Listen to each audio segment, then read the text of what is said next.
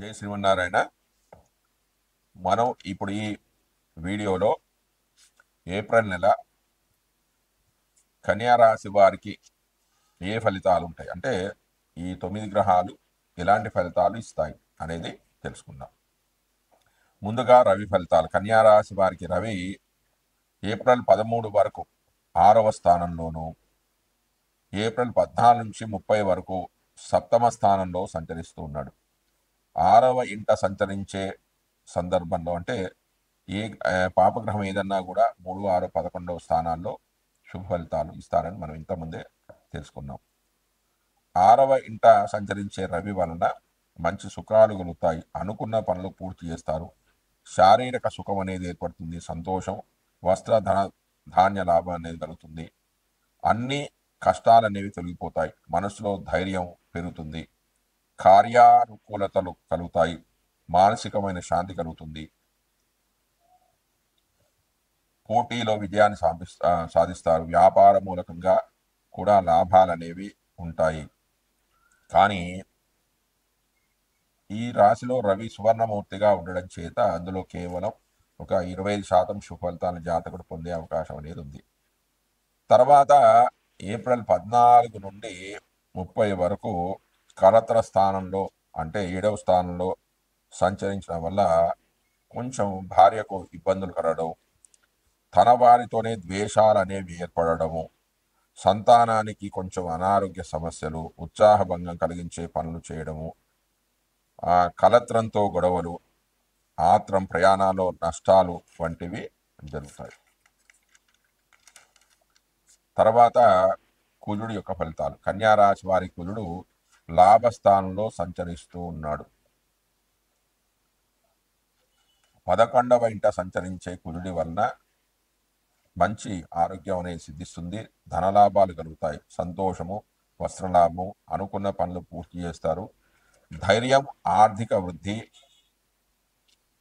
ఆరోగ్య సిద్ధి కలుగుతాయి, ఇష్టవస్తు ప్రాప్తి, సర్వ రోగాల నుంచి విముక్తి అనేది లభిస్తుంది, భూలాభం అనేది కలుగుతుంది, వివాహాది శుభకార్యాలు కూడా చేస్తారు, సుఖవంతమైన వైవాహిక జీవితాన్ని గడుపుతారు. ఇక బుధుడు యొక్క ఫలితాలు. కన్యా రాశి వారికి బుధుడు సప్తమంలో సంచరిస్తూ ఉన్నాడు. 7వ రాశిలో బుధ సంచారం వల్ల దారిద్రము, ధన నష్టం కలగడం, అధికారుల కోపానికి గురి కావడం, సౌందర్య హాని, ముఖంలో కళ అనేది తగ్గిపోవడం, వేడి చేయడం, అశాంతి, వృధా కోరికలు, పనుల్లో ఆటంకాలు, అనారోగ్యం, కుటుంబంలో వివాదాలు ఉంటాయి, వివాదాలు ఏర్పడే అవకాశం ఉన్నాయి, కష్టాలతో కూడిన ప్రయాణాలు చేస్తారు, మానసికమైన ఒత్తిడి, వ్యాపార నష్టాలు వంటివి జరిగే అవకాశాలు ఉన్నాయి.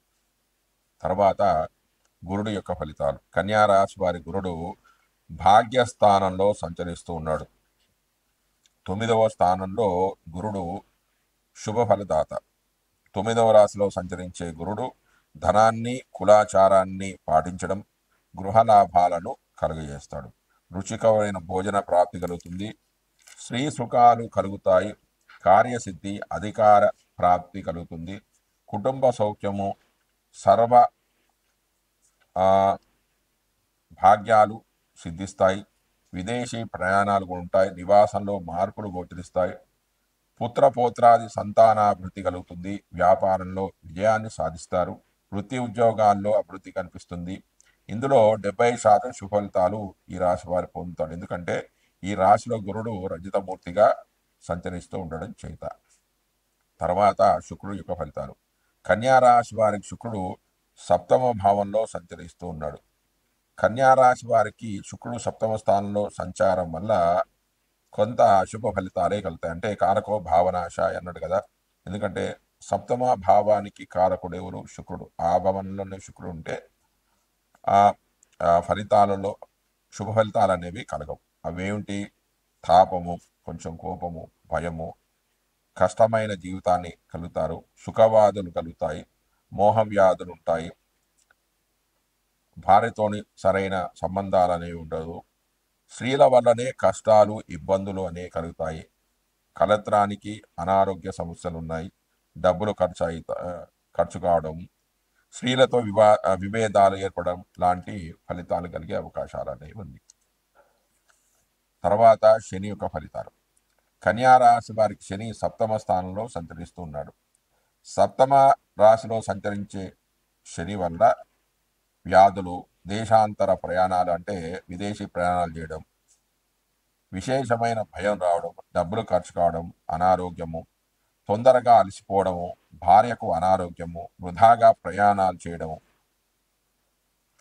ఉండడం, వ్యాపార భాగస్వాములతో సరైన సంబంధాలు లేకపోవడం, వ్యాపారంలో అనుకున్న ఫలితాలు సాధించలేకపోవడం, వ్యాపారం అనేది కొంచెం మందకొడిగా సాగడం లాంటి ఫలితాలు జరుగుతాయి. అయితే ఇందులో ఒక 70% అశుభ ఫలితాలు గోచరిస్తాయి. ఎందుకంటే శని ఈ రాశి వారికి తామ్రమూర్తిగా ఉండడం చేత. తర్వాత రాహు యొక్క ఫలితాలు. కన్యా రాశి వారికి రాహు సప్తమ భావంలో సంచరిస్తూ ఉన్నాడు. దీనివల్ల కలిగే ప్రయోజనాలు ఏంటంటే ప్రయోజనం లేని ప్రయాణాలు చేయడం, కాళ్లకు వేళ్లకు వ్యాధులు సంక్రమించడం లాంటివి జరుగుతాయి. వ్యాపారంలో నష్టాలు ఉంటాయి. మానసికమైన అశాంతి, ఒత్తిడి, శత్రువుల వలన భయం, కుటుంబం నుంచి వేరుపడము, కష్టాలతో కూడిన ప్రయాణాలు వంటివి జరిగే అవకాశాలు ఉన్నాయి. తర్వాత కేతు యొక్క ఫలితాలు. కన్యా రాశి వారి కేతువు జన్మరాశిలో సంచరిస్తూ ఉన్నాడు. అనారోగ్యము, శరీరంపై గాయాలు కావడము, నీచ కార్యాలు చేయడం, అగౌరవం వంటివి కేతువు జన్మరాశిలో సంచరించడం వల్ల కలుగుతాయి. భార్య పుత్రులతో విరోధాలు, దేశ సంచారము అంటే విదేశాలకు వెళ్ళడము, రోగపీడలు, ధనానికి ఇబ్బందులు కలగడం, కష్టాలు కలగడము లాంటివి కలిగే అవకాశం అనేది ఉంది. జై శ్రీమన్నారాయణ. జై శ్రీమన్నారాయణ. మనం ఇప్పుడు ఈ వీడియోలో ఏప్రిల్ నెల మీనరాశి వారి యొక్క గోచార ఫలితాలు తెలుసుకుందాం. ముందుగా రవి ఫలితాలు. రవి మీనరాశి వారికి జన్మరాశిలోనూ ఏప్రిల్ 14 నుంచి 30 వరకు ద్వితీయంలోనూ సంచరిస్తూ ఉన్నాడు. జన్మరాశిలో సంచరించే రవి వలన శరీరం అంతా బాధలకు గురి కావడం, మనసులో వివిధ రకాల ఆలోచనలు, అకాల భోజనము, బంధుమిత్రులతో విరోధాలు ఏర్పడడం, త్వరగా అలసిపోవడం, ధన నష్టము, కోపము, ఆందోళన, రోగాలకు గురి కావడం, నేత్ర సమస్యలు రావడం వంటివి జరుగుతాయి. రవి ఈ రాశి వారికి తామ్రమూర్తిగా ఉండడం చేత అందులో 70% అశుభ ఫలితాలు అనేవి గోచరిస్తాయి.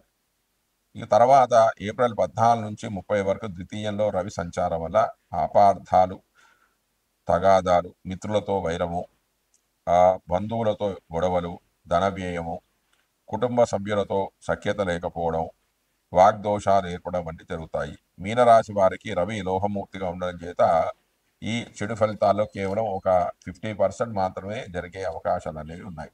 దాని తర్వాత కుజుడు యొక్క ఫలితాలు. మీనరాశి వారికి కుజుడు పంచమ స్థానంలో స్థితి చెంది ఉన్నాడు. 5వ రాశిలో సంచరించే కుజుడి వల్ల శరీరంలో రోగాలు ప్రబలడము, పాప పనులు చేయడము, శత్రుబాధలు, అతి కోపము, పుత్రులతో విరోధాలు ఏర్పడడం, సంతానం వల్ల మనస్తాపము, శారీరక బలహీనత ఏర్పడడం, ఆలోచన సరళి సరిగా లేకపోవడము, మానసిక ఒత్తిడి, విద్యా విషయాల్లో ఆటంకాలు, చికాకులు వంటివి జరుగుతాయి. ఇందులో 70% ఫలితాలు మాత్రమే జరిగే అవకాశం ఉంది. కారణం ఏంటంటే ఈ రాశి వారి కుజుడు తామ్రమూర్తిగా ఉండడం చేత.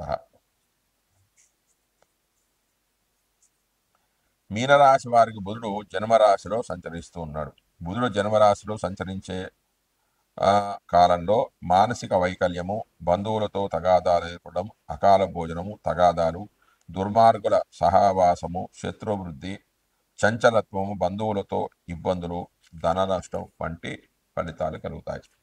ఇంతేకాకుండా కటువైన భాషణ, మానసికమైన ఒత్తిడి, దుష్ట జన సాంగత్యము, దురాలోచనలు వంటి ఫలితాలు జరుగుతాయి. ఈ రాశి వారికి బుధుడు లోహమూర్తిగా ఉండడం చేత 20% మాత్రమే చెడు ఫలితాలు జరిగే అవకాశం అనేది ఉంది. తర్వాత గురుడు యొక్క ఫలితాలు. మీనరాశి వారి గురుడు తృతీయంలో సంచరిస్తూ ఉన్నాడు.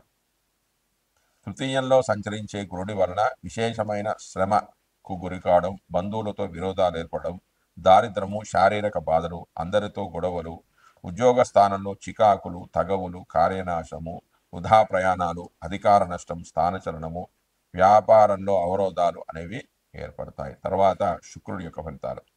మీనరాశి వారికి శుక్రుడు జన్మరాశిలో సంచరిస్తూ ఉన్నాడు.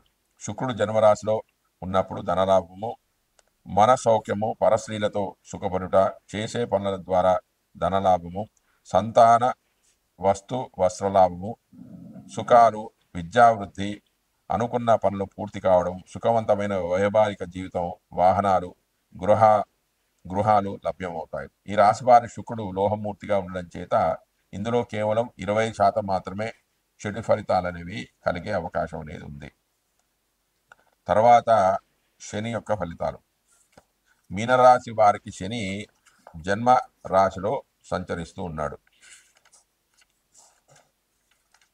యాదృష్టం క్రియతే కర్మ తాదృష్టం భుజతే ఫలం, యాదృష్టం వ్యాప్తే బీజం తాదృష్టం ప్రాప్యతే ఫలం. మనము ఏ బీజాన్ని నాటుతామో ఆ సంబంధమే ఫలమే ఆ చిట్టులో కనిపించే విధంగా మనం అనుసరించిన కర్మానుసారం ఫలితాలు అనేవి నిర్ణయించబడతాయి. గోచార గ్రహాల్లో మిగిలిన గ్రహాల కంటే గురువు, రాహు, కేతువులు, శనులు మెల్లగా నడిచేవారు కావడంతో వీరిచ్చే ఫలితాలు ఆ వ్యక్తిపై మెల్లగా ప్రభావితమై దీర్ఘకాలం అనేవి ఉంటాయి. ప్రత్యేకించి శని సంచారం వ్యక్తిగత జాతకాలపై విశేష ప్రభావాన్ని చూపిస్తుంటుంది. ఈ ప్రభావం అందరికీ ఒకేలా ఉంటుందని చెప్పలేము. సూర్యపుత్రుడైన శని చంద్రలగ్నాతో 1, 2, 4, 7, 8, 12 స్థానాల్లో ఉండే కాలం పరీక్షాకాలం అని చెప్పవచ్చు. శని ప్రతి రాశిలో 30 నెలల కాలం లేదా 30 నెలల కాలం అంటే 2.5 సంవత్సరాల కాలం ఉండడంతో అన్నీ మెల్లగా సాగుతూ ఉంటాయి. ప్రత్యేకించి శని చంద్రలగ్నాదు 12, 1, 2 స్థానాల్లో ఉన్నప్పుడు ఏలనాటి శని అనే పేరుతో పిలుస్తారు. శని విశేష దృష్టి కారణంగా ఒకే సమయంలో అనేక భావాలపై ఈ ప్రభావం ఉండడంతో కాలు చెయ్యి ఆడంతగా కంగారు పడతారు. మొత్తం 7.5 సంవత్సరాలు ఇలాగే ఉంటుందా అంటే ఖచ్చితంగా ఉండదు అని చెప్పవచ్చు. అయితే చెడు గుర్తున్నట్టుగా మంచి అనేది గుర్తుండదు, కేవలం చెడు మాత్రమే తలుచుకుంటూ ఉంటాం. శని దోషాలు ఎన్నిసార్లు వస్తూ ఉంటాయి. పుట్టినప్పుడు శని ఉన్న స్థితిని అనుసరించి ఏర్పడుతూ ఉంటుంది. 15 సంవత్సరాల లోపు వచ్చినప్పుడు శని ప్రభావం అంతగా ఎక్కువగా ఉండదు అని చెప్పవచ్చు. 15 ఏట వస్తే 45, 75 సంవత్సరాల్లో వస్తుంది. పుట్టుకతోనే ఏళ్నాటి శని ఉంటే దీర్ఘాయు కల వారికి 4 సార్లు కూడా వస్తుంది. ఇలాగే అర్ధాష్టమ, అష్టమ శనులు తిరిగి వస్తుంటాయి. ప్రతిసారి ఈ ఫలితాలు అన్నీ చెడ్డవి కావు, అలాగని మంచివి అని చెప్పవచ్చు. మొదటిసారి వచ్చే దాన్ని మంగు అని, రెండవసారి వస్తే పొంగు అని, మూడవసారి వస్తే కొంగు అని అంటారు. అయితే జన్మరాశిలోనికి మొదటిసారి వస్తే కష్టము, తక్కువ, సుఖహీనత, రెండవసారి వస్తే మనోచింత, స్త్రీలకు ధనం, సంతాన లాభం, బంధువైరం ఉంటాయి. మూడవసారి వస్తే బంధునాశనము, విఫలయత్యాలు అనేవి ఉంటాయి. కాబట్టి మీ జన్మరాశిలోకి శని మొదటిసారి వస్తున్నాడా, రెండవసారి వస్తున్నాడా, మూడవసారి వస్తున్నాడా అనేది చూసుకొని ఫలితాలను మీరు బేరీజు వేసుకోవాల్సి ఉంటుంది. దాని తర్వాత రాహు యొక్క ఫలితాలు. మీనరాశి వారికి రాహు జన్మరాశిలో సంచరిస్తున్నాడు. రాహు జన్మరాశిలో సంచరిస్తున్నప్పుడు భార్యాపుత్రులతో విరోధాలు ఏర్పడతాయి. దేశ సంచారం ఉంటుంది, ప్రవాసంలో ఉండడం, రోగ పీడలు, ధనానికి ఇబ్బంది కలగడం, శరీరంపై గాయాలు కలగడం వంటివి జరుగుతాయి. ఇందులో 70% అశుభ ఫలితాలు జరిగే అవకాశం అనేది ఉంది. కారణం ఏంటంటే ఈ రాశి వారికి రాహువు తామ్రమూర్తిగా ఉండడం చేత. తర్వాత కేతువు యొక్క ఫలితాలు. మీనరాశి వారి కేతువు 7వ భావంలో సంచరిస్తున్నాడు. 7వ ఇంట సంచరించే కేతు వల్ల వ్యాపారంలో సమస్యలు, నష్టాలు కలగడం, కుటుంబ సభ్యుల నుండి ఎడబాటు కలగడం, స్థానచలనం, కలతలతో గొడవలు, ఉద్యోగ పతనము, కోర్టు కేసుల్లో ఓటమి కలగడం వంటి చెడు ఫలితాలు కలుగుతాయి. వీటిలో 70% అశుభ ఫలితాలు గోచరిస్తాయి. కారణం ఏంటంటే ఈ రాశి వారి కేతువు తామ్రమూర్తిగా ఉండడం చేత. జై శ్రీమన్నారాయణ.